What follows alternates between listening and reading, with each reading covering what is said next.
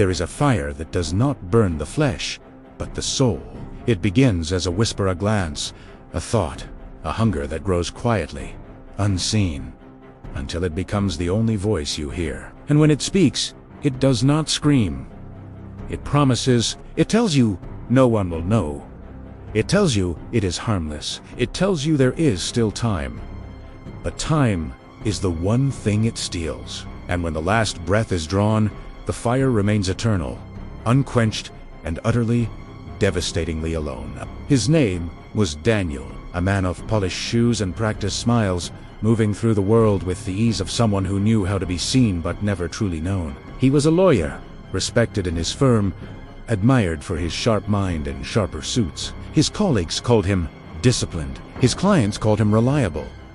His wife, Sophie, called him distant. Their home was a modern sanctuary of glass and steel, perched above the city. Sophie filled it with warmth candles, music, the scent of baking bread on Sundays. She prayed for him, though he rarely prayed with her. He kissed her cheek in the mornings, brought her flowers on anniversaries, and listened with half an ear as she spoke of faith, of grace, of the church's latest sermon. He nodded at the right times. He agreed when it was easy, but his heart was elsewhere. It started with a look, a lingering glance at a colleague's smile, a stolen moment in the elevator, the brush of a hand that wasn't his wife's. Then came the message he's deleted, but never forgotten. Late nights at the office that weren't about work, lies that tasted like ash, but felt like freedom. He told himself it was harmless, that no one was hurt, that Sophie would never know, and if she did well, he'd cross that bridge when he came to it. But bridges, once burned, cannot be walked again. The church bells rang every Sunday, their chimes drifting through the open windows of his home. Sophie would pause, her hands stilling over the stove, her eyes closing for a moment as if in prayer. Daniel would shift in his seat, his coffee growing cold. He could have joined her. He could have knelt. He could have asked for strength, but the fire was already burning. The first warning came in a dream. He stood in a vast, empty hall, the walls lined with mirrors. In each reflection, he saw himself, but not as he was. In one, his hands were blackened, his fingers curled like claws. In another, his face was half shadow, his eyes hollow. A voice, soft but clear, whispered, "You are losing yourself."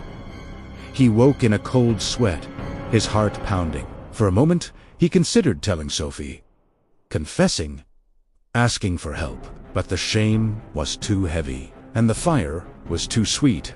The second warning came from Sophie herself. She found a receipt in his jacket pocket, dinner for two at a restaurant he'd never mentioned. Her voice was quiet, her hands trembling as she held it out. "Daniel," she said, "what is this?" He could have told her the truth. He could have fallen to his knees. He could have begged for forgiveness. Instead, he lied. The affair deepened. The lies grew easier. The fire spread, consuming not just his integrity, but his capacity to feel anything at all. He stopped hearing Sophie's prayers. He stopped seeing the way her smile no longer reached her eyes. He stopped noticing the way his own reflection seemed to darken in the mirror. One evening, as he dressed for another clandestine meeting, he paused. His Bible lay on the nightstand, its pages marked where Sophie had been reading. "The wages of sin is death," the verse said. He closed the book, slipped it back into the drawer, and walked out the door.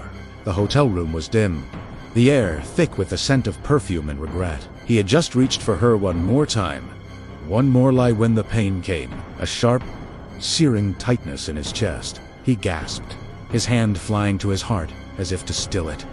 His vision blurred. The woman's face twisted in alarm, her voice distant, muffled, as if he were already slipping beneath the surface. He tried to speak, to call for help, but the words wouldn't come. His knees gave way. The last thing he saw was the flicker of the neon sign outside the window, its crimson glow bleeding through the curtains like a warning.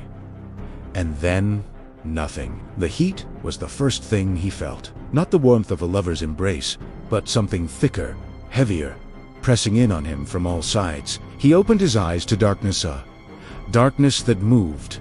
That breath, flames licked at the ground, twisting like serpents, their light casting long, distorted shadows of people who were no longer people. Just shapes.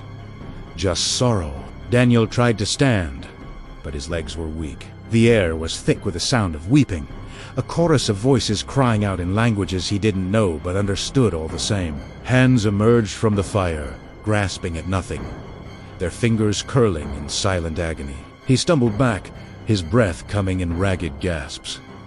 "Where am I?" he tried to shout, but his voice was a whisper, lost in the wind. And then, the voice. It came from nowhere and everywhere, a presence more vast than the fire, more ancient than the pain. "You know where you are," it said. Not in anger, not in triumph. In something worse? Sorrow. "No," Daniel choked out. "No, please, I didn't understand. Let me go back. Let me fix it." The flames surged around him, and for the first time, he saw them not as fire, but as faces. Sophie's, his own, twisted in lust. The woman from the hotel, her eyes wide with a terror that mirrored his own. "You had time?" the voice said. "You had a wife who loved you. A God who waited. A choice, every single day, to turn away. But you chose the fire, and now the fire is all that remains." A hand small, delicate brushed against his ankle. Sophie's hand. He fell to his knees, his own fingers clawing at the ashes. "I'm sorry," he sobbed. "I'm sorry." But the voice only said, "It is too late for sorrow. It was never too late for love." The truth of it shattered him. He had known, deep down, he had always known. The warnings, the dreams, the moments when Sophie's eyes had begged him to stay, he had seen them, he had chosen to look away. And now, the choice was eternal. Around him, the valley stretched on, endless and unchanging. The faces in the flames did not scream. They wept. They remembered.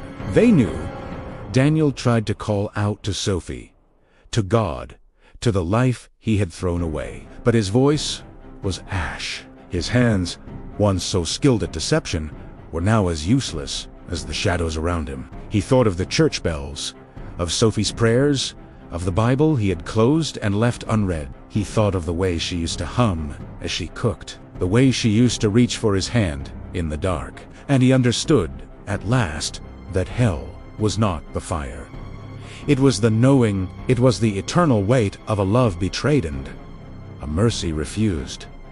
Sin is a thief. It steals your joy, your peace, your very self in it, does so quietly, so gently, you don't even notice until it's too late. It tells you no one will see. It tells you it doesn't matter. It tells you there is always time. But death does not wait. Eternity does not negotiate. Every glance, every thought, every choice is a step toward light or toward the fire. And the fire, once embraced, cannot be unclasped. Turn now, while there is still time, while the voice still calls, before the only sound left is the echo of your own lament. If these stories stir your heart, stay with us. The path to eternity is walked one choice at a time. Every choice matters. Next, we will walk with a man who traded his soul for power and discover the cost of a life built on pride.